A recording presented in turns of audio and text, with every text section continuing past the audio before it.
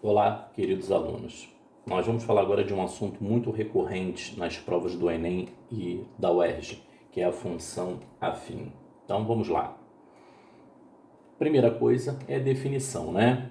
O que é uma função afim? É uma função de R em R, lembrando que esse primeiro conjunto aqui é o domínio da minha função, é o conjunto dos valores que o x pode assumir, e esse segundo conjunto é o contradomínio, conjunto dos valores que o y pode assumir.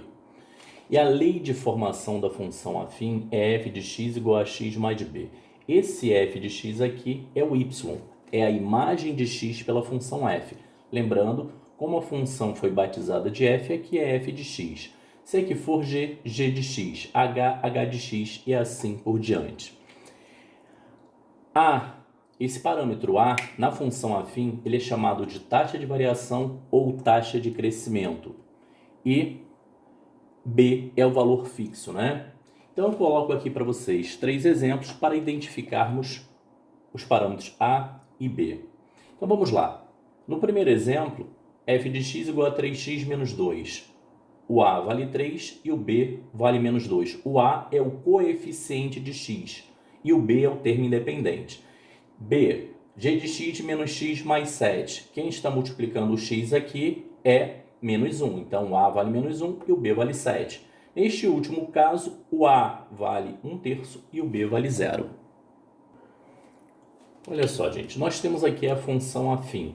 Mas dependendo aí dos valores de A e B, essa função afim pode receber alguns nomes especiais, que são chamados de casos particulares, né? Ela pode ser também chamada de função polinomial do primeiro grau, desde que o a seja diferente de zero. Para ser um polinômio do primeiro grau, eu tenho que ter essa variável x com expoente 1. Se eu não tiver isso, não é um polinômio do primeiro grau, é um polinômio de grau zero, né? E se o b for zero também, aí eu não tenho a definição do grau, tá certo? Então vamos lá. A diferente de zero, função polinomial do primeiro grau. Como se tivesse assim, f de x 3x menos 2. É um exemplo de função afim, que é um polinômio de primeiro grau. Função linear. O a tem que ser diferente de zero e o b tem que ser igual a zero. Por exemplo, menos 2x. Então, ó, o b é zero. Então, neste caso, a função afim é também chamada de função linear. E a função identidade é um caso particular dessa função linear. O a tem que ser igual a 1. Então, f de x é o próprio x. Olha o nome, função identidade.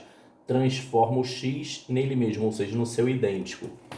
Função constante. Olha o nome, constante, não tem variação.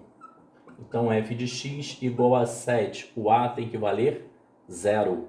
Então, qualquer que seja o meu x, a imagem é sempre 7. Este caso aqui não é uma função polinomial do primeiro grau. Como isso daqui é uma constante diferente de zero, nós temos aí um polinômio de grau zero, ok? E ela pode ser também chamada de translação quando A for igual a 1 e o B diferente de zero. Então, por exemplo, x mais 3. Essa questão da translação, vocês não vão ouvir falar desse nome, mas quando a gente fala de transformações gráficas, quando a gente faz a composição de qualquer função com uma função desse tipo, a gente percebe a translação do gráfico dessa função de forma vertical ou de forma horizontal, dependendo da ordem dessa composição, tá? Então, eu acho que vocês não precisam ficar preocupados com esses nomes, não. Essas coisas vão aparecer naturalmente para vocês, tá ok? Vamos para o próximo. Agora vamos falar do gráfico. O gráfico da função afim é uma reta não vertical, tá? Reta vertical não representa uma função, tá? Então nós temos uma reta que pode ter a inclinação crescente, a inclinação decrescente ou a inclinação constante, ou seja, paralela ao eixo x. Como nós conhecemos lá da geometria plana um axioma que diz que dois pontos distintos determinam uma única reta que passa por eles, na hora de construir o gráfico da função afim, basta eu montar uma tabelinha, escolher dois valores para x, calcular o y correspondente a cada um desses valores, marcar esses dois pontos e pegar a régua e traçar o gráfico, tá? É só isso, nós vamos ver como construir agora no próximo slide. Como eu falei anteriormente, para construir o gráfico, então, eu só preciso de dois pontos, né? Então, eu considerei aqui o exemplo f de x igual a 2x mais 1, tá? Considerei uma função afim com taxa de variação positiva, tá? Montei aqui a minha tabelinha, atribuí dois valores para x. Como o domínio da minha função é real, eu posso escolher quaisquer dois valores. Só que eu vou escolher valores que facilitem os cálculos. Então é sempre interessante usar o x igual a zero, porque quando a gente escolhe o x igual a zero, a gente já descobre a interseção com o eixo y, tá? Então, quando eu coloco o zero ali, 2 vezes 0 é 0, com 1 deu 1. E se o x for 1, 2 vezes 1, 2, com 1, 3. Então, eu tenho o ponto 0, 1, né? 0, 1, e o ponto 1, 3. 1, 3. Marquei dois pontinhos, agora eu vou traçar a minha reta. Aqui está o nosso gráfico, né? O que a gente observa? Da esquerda para a direita, sobe. Eu estou falando de uma função crescente, né? Então, se vocês observarem, à medida que aumenta o x, o y também aumenta. Então, se vocês olharem aqui, ó, à medida que eu aumento o x, o y também aumenta. Isso é característica de uma função crescente. Então, observem aqui, olha, toda vez que o a for positivo, ou seja, quando a taxa de variação for positiva, nós teremos aí uma função afim crescente. Guardem essa informação que é muito importante. Agora eu vou fazer um outro exemplo só trocando o sinal aqui do x. Desculpa, do coeficiente de x, ou seja, da taxa de variação. Gente, vamos observar agora.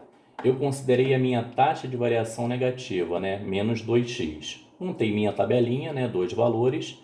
Menos 2 vezes 0 é 0. Com 1, 1. Que é 1. E coloquei no lugar do x agora o 1. Menos 2 vezes 1 é menos 2, com 1, menos 1. Tá aqui. Então, eu marquei ali o ponto 0, 1, tá vendo? E o ponto 1 com menos 1, 1 com menos 1. Agora, nós vamos traçar a nossa reta. Temos aí, então, o gráfico dessa outra função, tá? Então, observe que da esquerda para a direita desce, ou seja, estou falando de uma função decrescente. Que a gente pode observar aqui, ó, à medida que o x aumenta, o y diminui. Graficamente, olha, x aumentou, y diminuiu. À medida que o x aumenta, o y diminui. Estou falando de uma função decrescente. Então, a condição para a função a fim ser decrescente é que a sua taxa de variação seja negativa. Observem, aqui ele é menos 2, tá bom? E vamos para o último caso, em que o a é igual a zero, ou seja, uma função constante. Então, gente, nesse terceiro caso, o meu a vale zero, tá vendo? Não tem taxa de variação. Então, eu estou dizendo o quê? Que f de x igual a 3. Qualquer que seja o meu x, a imagem é 3. Então, montei uma tabelinha aqui, não precisa nem montar isso, né? Coloquei dois valores, qualquer que seja o meu x, o y é sempre 3. Então, ó, 0 forma par com 3, 1 forma par com 3, 2 forma par com 3. Qualquer número que eu colocar aqui para x vai formar par com 3. Então, todos os pontos estão à mesma distância do eixo x. Logo, meu gráfico é uma reta paralela ao eixo x. Então, quando o a for igual a zero, a minha função é constante. Logo, o gráfico é uma reta paralela ao eixo x. Valeu! Até o próximo slide.